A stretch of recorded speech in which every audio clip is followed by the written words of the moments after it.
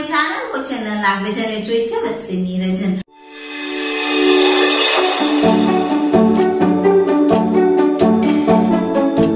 In the Yaman, Kore students and lower problem and then Nanario, Padikan Kimble, Orca Merino, Boradikino, Padichano Manslaga the Verino, and no color Lokori could tell a problem.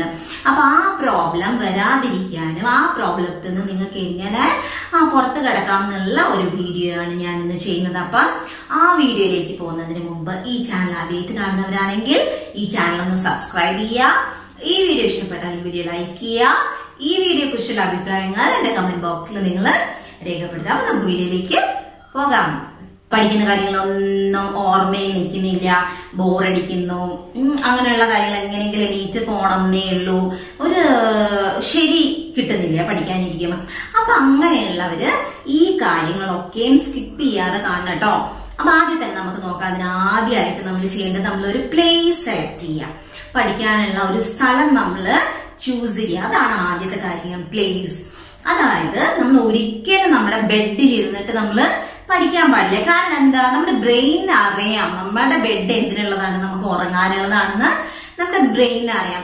അപ്പൊ automatically നമ്മൾ ബെഡിൽ ഇരുന്ന് പഠിക്കുമ്പോ എന്താ സംഭവിക്കാന്ന് വെച്ചാൽ brain പറയും ഉറങ്ങുക ഉറങ്ങുക ഉറങ്ങുക എന്നുള്ളൊരു സിഗ്നൽ മാറി വന്നോണ്ടേയിരിക്കും. അപ്പൊ ഓട്ടോമാറ്റിക്കലി നിങ്ങൾ വായിക്കുമ്പോ എന്ത് ഫീൽ ചെയ്യും, നിങ്ങൾക്ക് ഉറക്കം വരും. അതുകൊണ്ട് ഒരിക്കലും നിങ്ങൾ എവിടെ ഇരുന്ന് പഠിക്കാൻ പാടില്ല, നിങ്ങളുടെ ബെഡിൽ ഇരുന്നിട്ട്, നിങ്ങൾ ഉറങ്ങുന്ന ബെഡിൽ ഇരുന്ന് നിങ്ങൾ ഒരിക്കലോ എന്ത് കാരണവശാലും നിങ്ങൾ അവിടെ ഇരുന്ന് പഠിക്കാൻ പാടില്ല.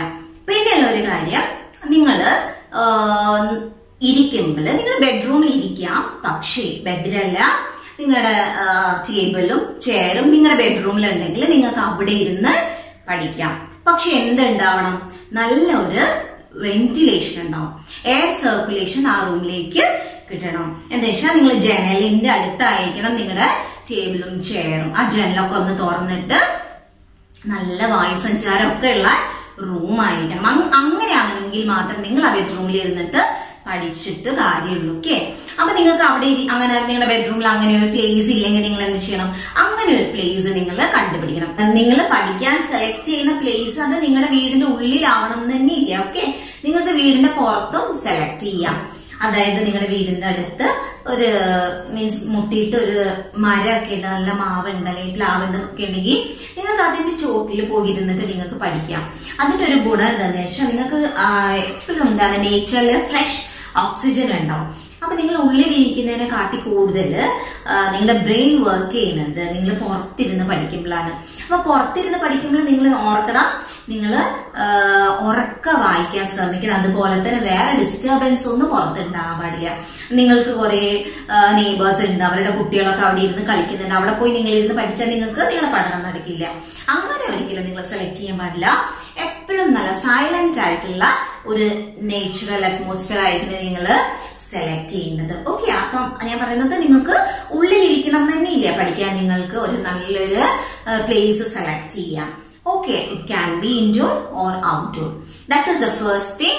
First selection of the place. നിങ്ങൾ ആദ്യം ഒരു നല്ലൊരു സ്ഥലം പഠിക്കാനായിട്ട് തിരഞ്ഞെടുക്കാം. ഇനി നമുക്ക് രണ്ടാമത്തെ കാര്യം എന്താ നോക്കാം, your position. What is that?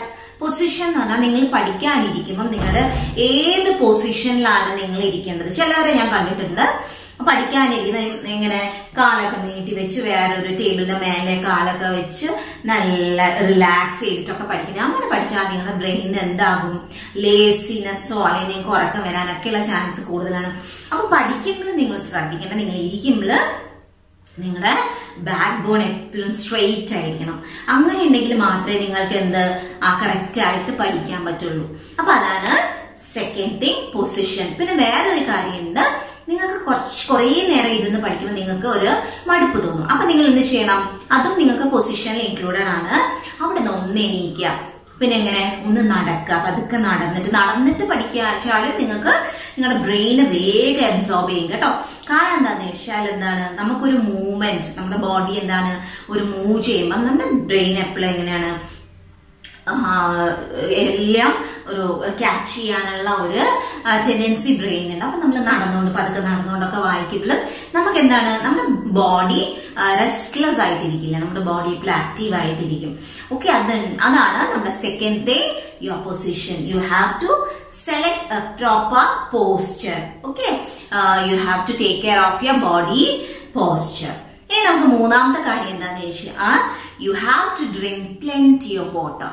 Okay, നിങ്ങൾ ധാരാളം വെള്ളം നിങ്ങൾ കുടിക്കണം. നിങ്ങൾ പഠിക്കാനിരിക്കുമ്പോൾ ഉറപ്പായി ഒരു ബോട്ടിൽ വെള്ളമെങ്കിലും നിങ്ങൾ നിങ്ങളുടെ പഠിക്കുന്ന ടേബിളിന്റെ അവിടെ വെക്കണം. കാരണം വാട്ടറിന് ഡീഹൈഡ്രേറ്റഡ് ആക്കാതെ നമ്മൾ എപ്പോഴും ഹൈഡ്രേറ്റഡ് ആക്കി നിർത്താനുള്ള ഒരു മീൻസ് ആണ്. ഓക്കെ, നമ്മുടെ ബ്രെയിൻ എപ്പോഴും എങ്ങനെയാണ് ഫ്രഷ് ആയിട്ടിരിക്കും. നമ്മൾ ധാരാളം വെള്ളം കുടിക്കുന്നതനുസരിച്ച് നമ്മുടെ ബ്രെയിന് എപ്പോഴും ഫ്രഷ് ആയിട്ടിരിക്കും. അങ്ങനെ നമുക്ക് ധാരാളം നമ്മൾ പഠിക്കുന്ന കാര്യങ്ങളൊക്കെ നന്നായിട്ട് ഓർക്കാൻ പറ്റും. അപ്പൊ നിങ്ങൾ ഇനി പഠിക്കാനിരിക്കുമ്പോൾ നിങ്ങളുടെ ആ ടേബിളിൽ ഒരു ബോട്ടിൽ വെള്ളം നിങ്ങൾ വെക്കണം. നിങ്ങൾക്ക് എന്തെങ്കിലും ഒരു ബോറടിയോ അല്ലെങ്കിൽ എന്തെങ്കിലും ഒരു റെസ്റ്റ്ലെസ്നെസ് ഫീൽ ചെയ്യുമ്പോൾ നിങ്ങൾ എന്ത് ചെയ്യാം, അതിനകത്തുനിന്ന് വെള്ളം എടുത്ത് കുടിക്കണം. അങ്ങനെ കുടിച്ചുകൊണ്ടേ ഇരിക്കുമ്പോൾ എന്താ, നിങ്ങൾക്ക് തന്നെ ആ മാറ്റം കണ്ടറിയാൻ പറ്റും. നിങ്ങൾക്ക് എന്താണ്, പിന്നെ നിങ്ങൾ പഠിക്കുന്ന കാര്യങ്ങൾ പെട്ടെന്ന് ബ്രെയിൻ ക്യാച്ച് ചെയ്യും. Okay, that is the third thing, drink plenty of water.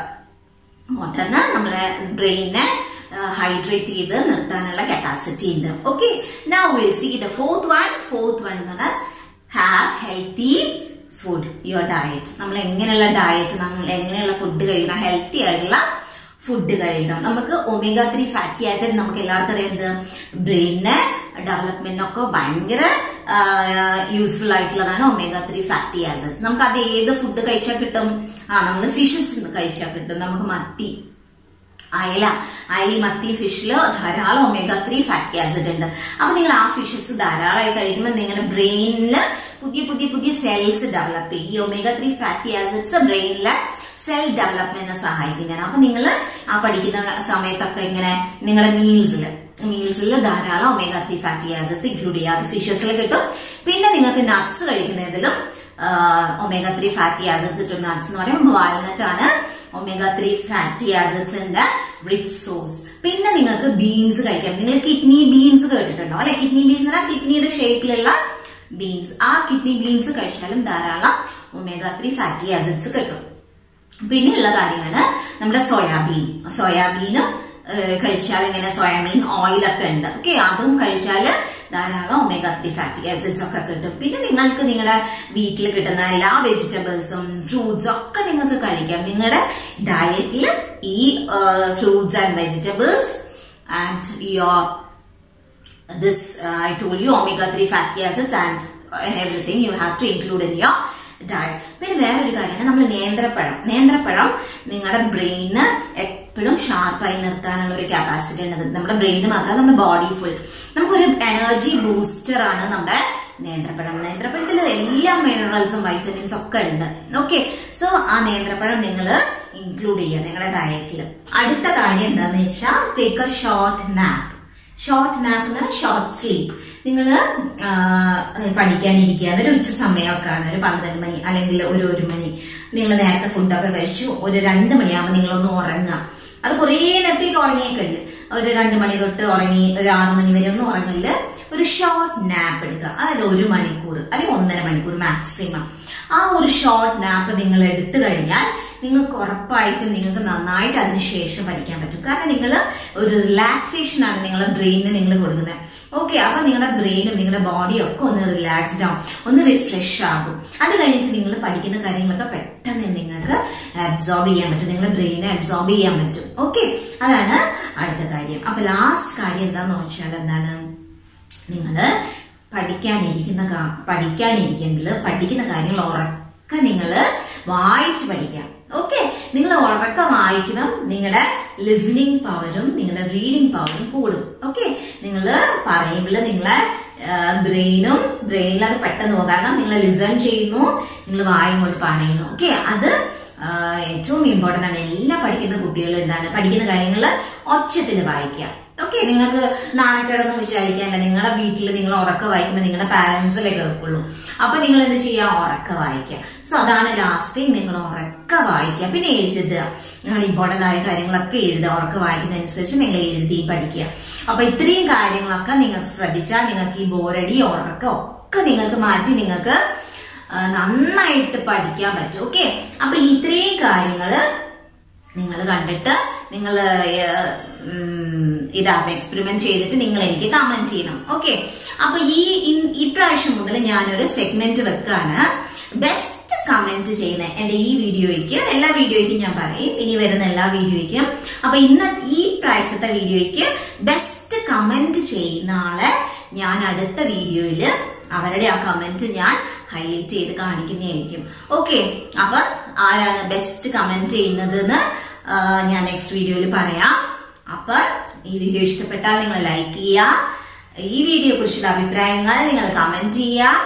Comment ചെയ്യുന്നതിൽ നിന്ന് ഏറ്റവും ബെസ്റ്റ് കമന്റ് ഞാൻ അടുത്ത വീഡിയോയിൽ പറയുന്നതായിരിക്കും, ഹൈലൈറ്റ് ചെയ്യുന്നതായിരിക്കും.